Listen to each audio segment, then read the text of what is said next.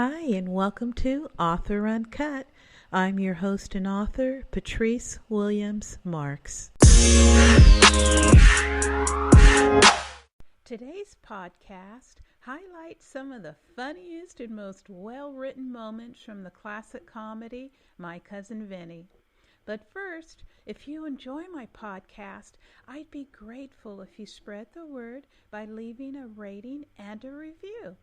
Author Uncut can be found wherever you enjoy listening to your podcasts.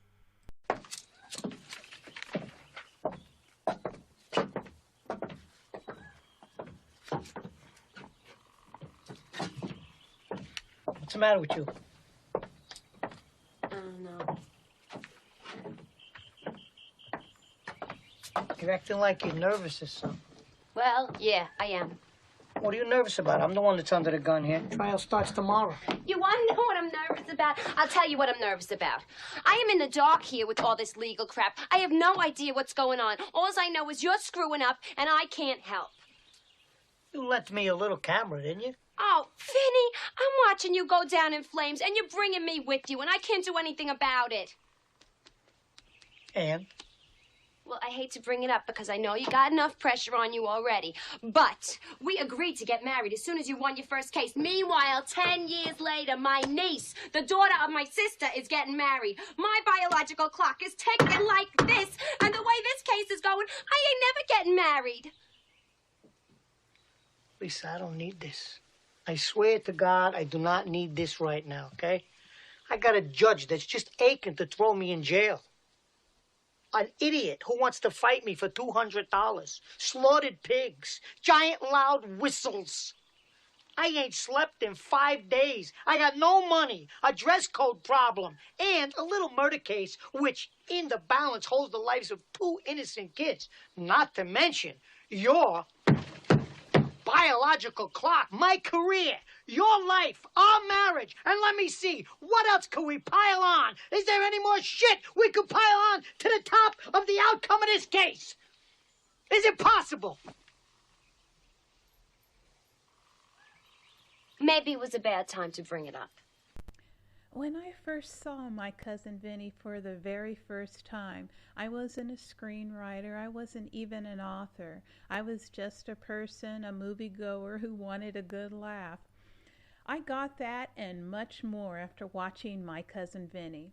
That film, along with Star Wars and Clueless, are films I watch at least once a year, every year. Yes, I'll admit it, I'm not ashamed of it. After doing some screenwriting of my own, I came to appreciate the script and the film even more. The way Joe Peshie's character stakes are gradually raised, Marissa Tomei's character, which is integral to the plot and not just window dressing. The huge laughs, the true moments, all make for a near perfect script and film, in my opinion. Did you know the film is taught in some law schools? Real attorneys say it's very realistic in how the justice system and courtroom dynamics work. In fact, it was voted by the Bar Association as one of the greatest law films of all times. Screenwriter Dale Launer, who also wrote Dirty Rotten Scoundrels and the recent J-Lo movie Hustlers, didn't pull the story out of thin air. It wasn't a happy coincidence. Launer did his research. And as the queen of research myself, I was curious about the type of research he did before one frame of film was shot. According to an interview with Screencraft magazine, I'll put the link in the show notes, Launer had a friend who was an attorney. He asked him tons of questions about the legal process. And what would happen if this happened? What would you do if this happened? What are all the options? His friend would say, yeah, but it's a movie. You don't have to show this or that. But Launer wanted to know anyways and wanted to include this and that to make it as accurate as possible, even if it's just a comedy. That's why it's lauded as not only being hysterical, but a very realistic film. And did you know that the process I just described is what could be considered sensitivity reading today? Yes, that's true. Sensitivity reading is simply someone with experience sharing their knowledge to make characters and situations more realistic and accurate. That is exactly what Launer did by picking the brain of his attorney friend. Is it possible the two Utes... Two what? What was that word? What word? To what? What? Did you say Utes? Yeah, two Utes. What is a Ute? Oh, excuse me, Your Honor. Two youths.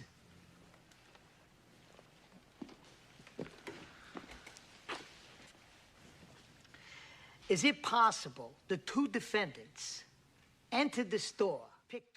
This exchange of the two Utes is not only pee your pants funny, but actually comes from a real conversation.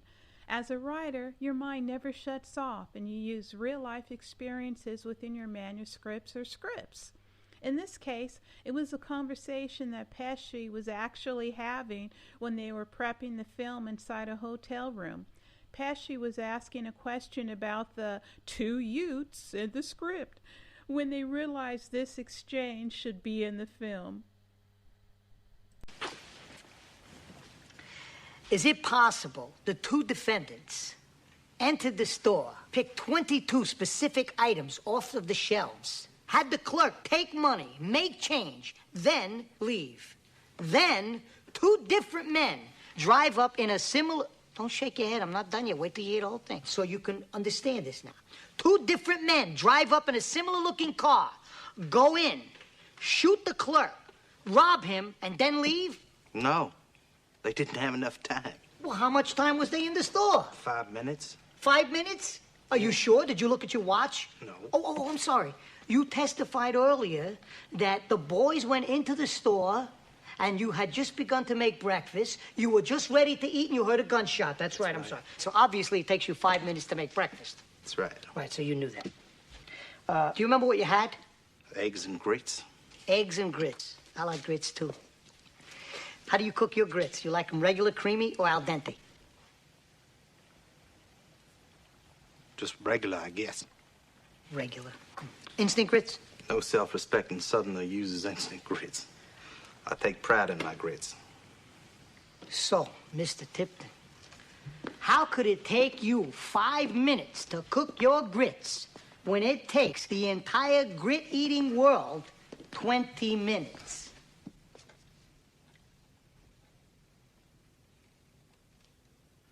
I don't know. I'm a fast cook, I guess. I'm sorry, I was all the way over here. I couldn't hear you. Did you say you're a fast cook? That's it? Are we to believe that boiling water soaks into a grit faster in your kitchen than on any place on the face of the earth? I don't know. Well, perhaps the laws of physics cease to exist on your stove. Were these magic grits? I mean, did you buy them from the same guy who sold Jack his beanstalk beans? Objection, Your Honor. Objection sustained. Are you Mr. sure about that Tipton, 5 you can minutes? ignore the I don't question. Are you sure about that 5 minutes? I don't know. I think you made your point. Are you sure about that 5 minutes? I may have been mistaken. I got no more use for this guy. This is a part of the film I look forward to every time I watch the film. Yes, I'm a part of the grit-eating community, although I'm not from the South. Was the screenwriter Launer from the South? No. Then how did he know about grits? Well, I know about grits because I'm black. Launer isn't, but he did the next best thing. He took a road trip down south for research. Launer describes the road trip on his website. I'll leave the link below. He says that the idea came to him after he read about some guy who took the California bar exam 13 times before passing. That was the crux of the Vinny character. Launer then went on an actual road trip, starting in New Orleans and crossing Mississippi and Alabama. He actually experienced getting his car tires stuck in the mud. Ding, part of the story. He also noticed that all these small hometown restaurants served grits. Ding! Grits will be in the script. He knocked on the door of a DA, don't ask me how he found him, and took some notes from their conversation. He also came across a screech owl. Ding! The owl makes it in the script. Now, if he didn't take this road trip, the script would have been totally different. Without his research, he may have only applied stereotypes of southern towns and people. My Cousin Vinny could have been just another lazy film, but it wasn't. What am I gonna wear? What are you gonna hunt? I don't know. He's got a lot of stuffed heads in his office. Heads? What kind of heads? I don't know. He's got a boar, a bear, a couple of deer. Whoa, you're gonna shoot a deer? I don't know. I suppose. I mean, I'm a man's man. I could go deer hunting. A sweet, innocent, harmless, leaf-eating, doe-eyed little deer. Hey, Lisa, I'm not gonna go out there just to wimp out, you know? I mean, the guy will lose respect for me. Would you rather have that?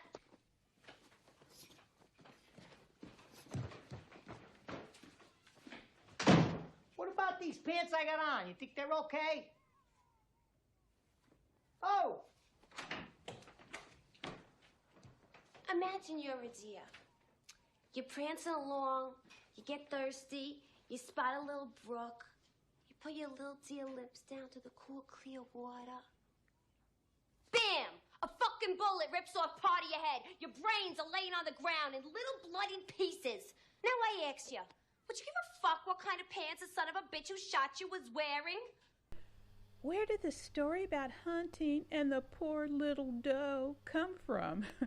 I actually did my own research and couldn't find where Lawner discussed this exchange anywhere. Could have missed it, but I couldn't find it. But how could it not have come from research and or his road trip? Folks in that part of the country not only hunt for sport, but for food. My guess is that he came across a ton of people hunting across the South and decided to play it for laughs.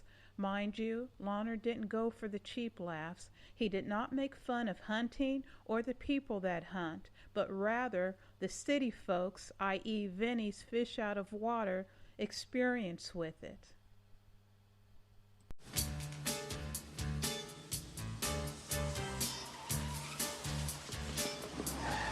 Got 30 fucking minutes to take a shower, get a new suit, get dressed, and get to the fucking courthouse. You fucking shower, I'll get your fucking suit. Hey, little Yankee wuss. Look here. Yeah. I got you $200. You gonna kick the shit out of me now?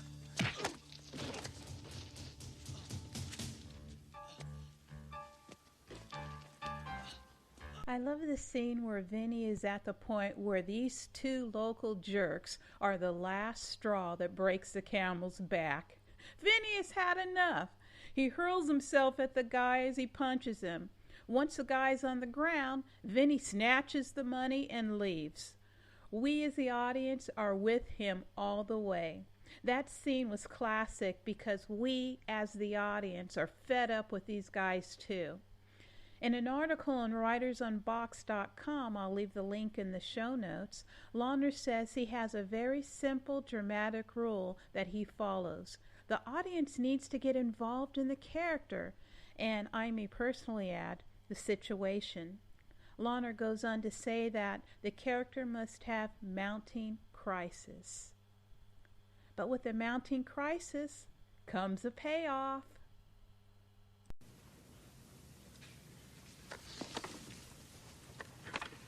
Ms. Vito, please answer the question. Does the defense's case hold water?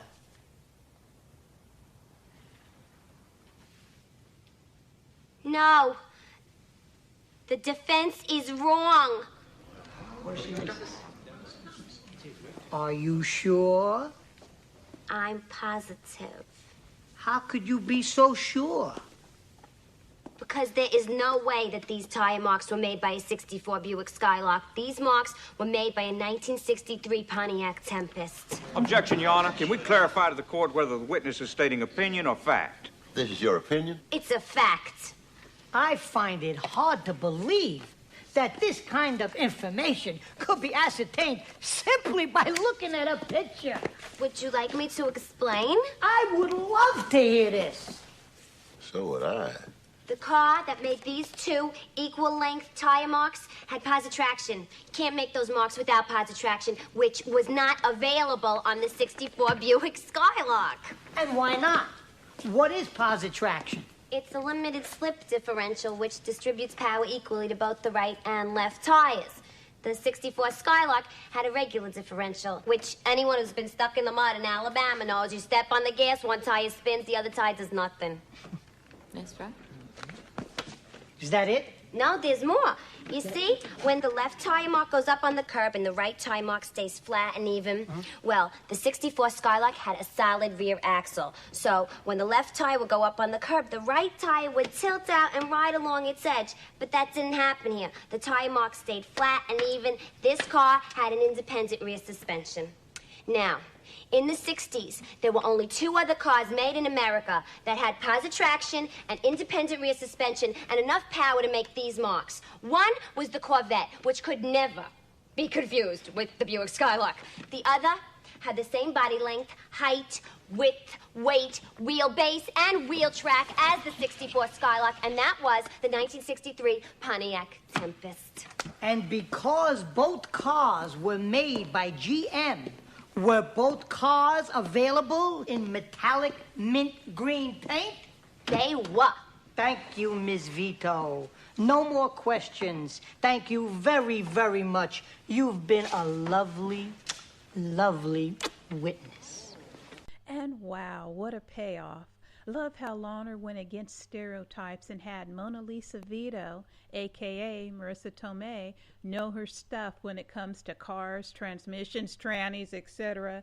She also came through for Vinny in a big way with a phone call to the judge. I don't know which character I love more, Vinny or Mona Lisa Vito.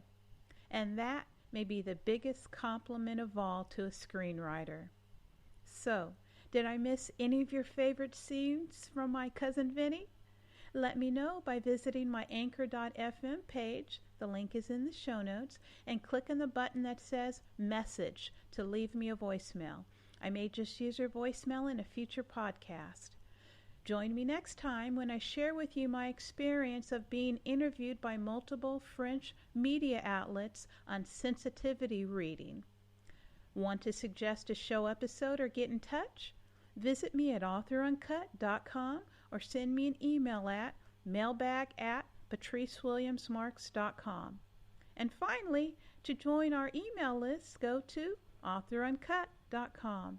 Until next time, write on.